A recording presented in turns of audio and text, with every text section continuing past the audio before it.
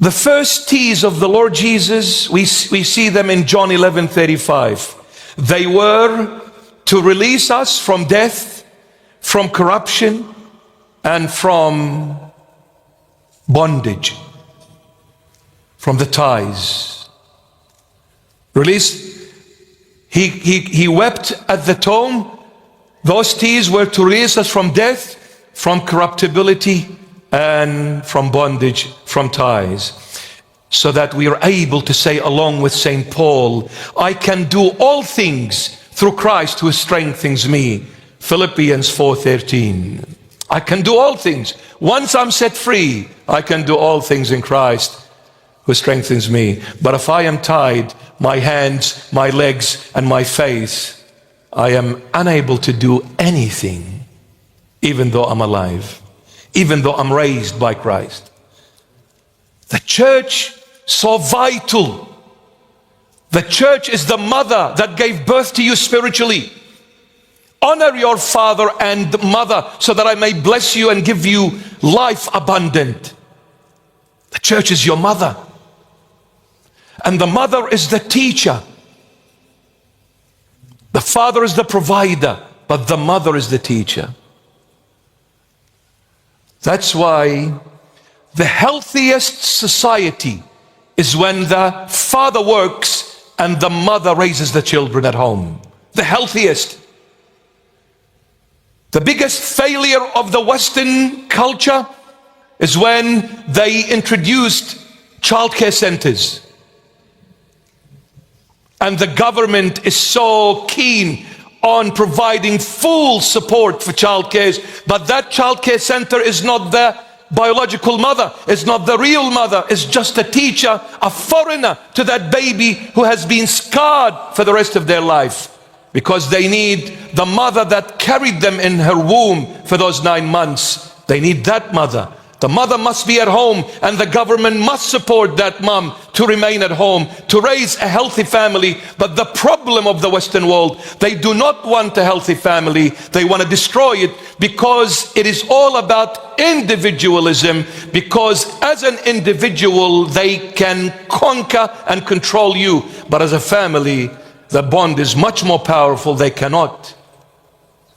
You destroy a family, you destroy a society. You destroy humanity.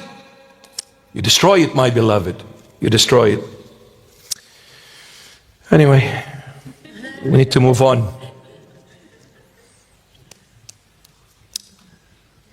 The second T's of our Lord Jesus, we find them in Luke 19:41. Now as he drew near, he saw the city and wept over it. The first T's, John 11:35, he wept at the tomb of Lazarus. The second T's, he saw the city and wept over it in Luke 19:41. The Lord Jesus did not mention the name of the city, yet the city was and is Jerusalem. But he didn't mention the name. He just saw the city and wept over the city. Now, why the name of Jerusalem was not mentioned? Because, my beloved, Jerusalem means the city of peace. In the original language, either Hebrew or Aramaic, Syriac, and I speak Aramaic, or the Lord's language, I speak that. In Aramaic, the proper pronunciation of the word is Ur-Shalim. Ur-Shalim. And we abbreviate it and we call it Orshlim. Ur-Shalim is a compounded word, 2 in 1. Ur in Aramaic means city, Shalim means peace. And it has another name, another meaning to the name, which is not our topic. Ur can be the road, Shalim means the end of the road. Because everything begins with Ur Shalim, and everything will end in the end of times in Ur Shalim. That is the beginning of the road, and that will be the end of the road. It is from there the Messiah came. It is from there the Messiah will come back again and judge the whole world. But for our topic, Ur Shalim, the city of peace. Now, why the Lord did not mention the name Ur Shalim? Because if there has been a city, in the history of mankind, being the bloodiest, it has been Urshalim. So the name does not go hand in hand with whatever took place in Urshalim. It's never been the city of peace, yet it is called the city of peace, but has never been that city of peace. It's been the bloodiest ever, killing, invasions, you name it. For over 3,000-year history, Jerusalem was put to the ground more than 40 times. More than 40 times. It's been the bloodiest, but not any blood. It wasn't the blood of evildoers. It wasn't the blood of terrorists. It wasn't the blood of criminals, but rather it was the blood of the prophets and the saints. Matthew 23, 37 to 38, the Lord Jesus is calling upon Jerusalem and saying, "O Jerusalem, Jerusalem, the one who kills the prophets and stones those who are sent to her. How often I wanted to gather your children together as a hen gathers her chicks under her wings, but you were not willing. See, your house is left to you desolate." Matthew 23, 37 to 38. You killed the prophets and stoned all the ones who were sent to you by God. The name does not go hand in hand with the action of Jerusalem. Now, prior to Matthew 23, when he says, "Jerusalem, Jerusalem, the one who kills the prophets and stones those who are sent to her," in Matthew chapter 20, verse 18, prior to all these words, the Lord Jesus said, "Behold, we are going up to Jerusalem, and the Son of Man, being him, will be betrayed to the chief priests and to the scribes, and they will condemn him to death." In Matthew 20, he's talking to his disciples. We're going to go to Jerusalem. I'll be handed over to authorities, and I will be condemned to death. However, the Lord, knowing that he is going up to Jerusalem, knowing that he will be handed over to the authorities, knowing they will condemn him to death, knowing that he will be nailed on the cross, knowing all that, but he did not weep over himself. He wept over the city. Wow. When a person knows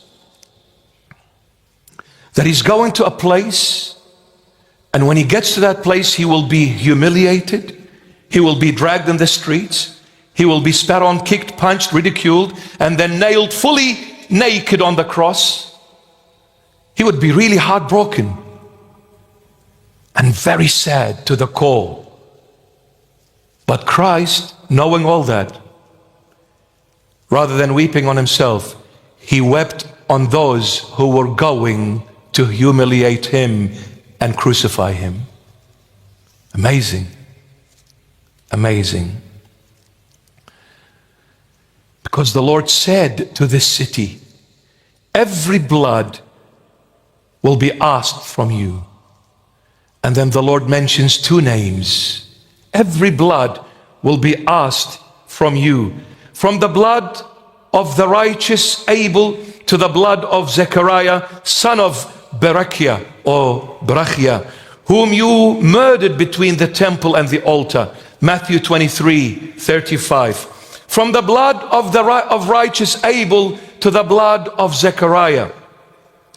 Now, why Zechariah, son of Berechiah?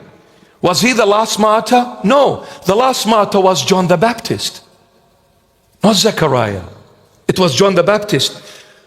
But the Lord Jesus is saying, the reason why I mentioned these two names, because these two names resemble me. In what about is to happen to me, I the Lord? In what way, Lord, these two names resemble you? Well, let's look at Abel. Abel, he was killed by his brother Cain, the sons of Adam and Eve. So Abel was killed by his brother, and in the very place where his brother killed him, in that very place sacrifices were offered as well to God. In other words, the blood of Abel was mixed with the blood of the sacrifices. Zechariah, son of Berechiah, murdered between the temple and the altar. Again, a place where they offer sacrifices. His blood again, Zechariah, was mixed with the blood of the sacrifices. And then the Lord Jesus says, also my blood will be mixed with the blood of the sacrifice, because I am the one who is coming to offer that sacrifice, and I am that sacrifice. I am the sacrifice offerer, and I am the sacrifice itself. My blood got also mixed with the blood of the sacrifice, just like Abel and Zechariah. Because the Lord is saying, fill up then the measure of your fathers. He's talking about Jerusalem. Fill up the measure of your fathers. Fill it up, meaning complete it. In me, I, the Lord Jesus, in me everything will be completed and fulfilled. I am it.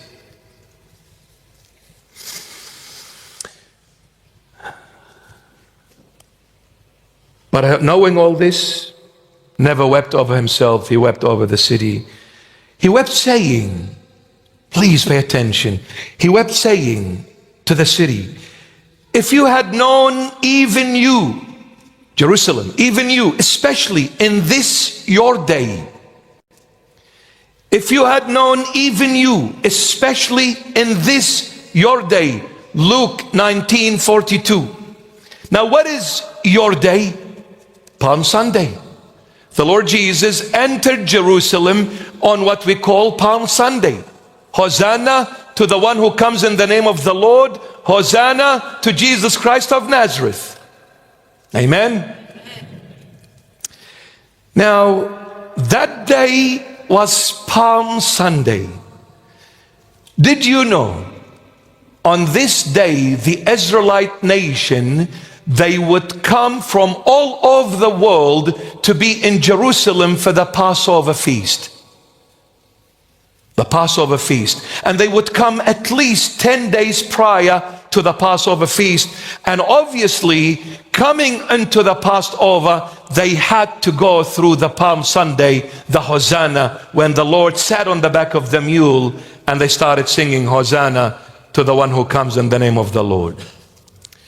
So people gathered. They pitched their tents around the temple of Jerusalem from all over the world. Historians stated that up to 2 to 3 million Israelite people would come for the Passover feast from all over the world. 2 to 3 million, put them in Jerusalem. I don't think there is enough room. In other words, it was packed to the brim.